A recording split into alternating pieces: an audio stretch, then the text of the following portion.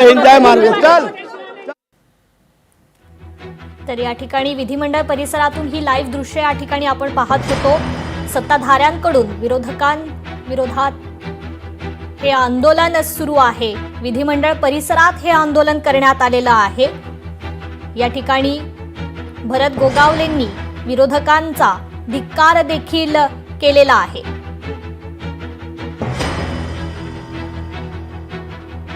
तर या ठिकाणी शिंदेंच्या शिवसेनेकडून ठाकरेंच्या शिवसेनेचा या ठिकाणी धिक्कार करण्यात येतो। या ठिकाणी त्यांच्या विरोधात हे आंदोलन सुरू आहे। विधिमंडळ परिसरातून हे आंदोलन करण्यात आलेलं आहे सत्ताधाऱ्यांकडून। या ठिकाणी विधिमंडळ परिसरातील ही लाईव्ह दृश्य आपण या ठिकाणी पाहतोय।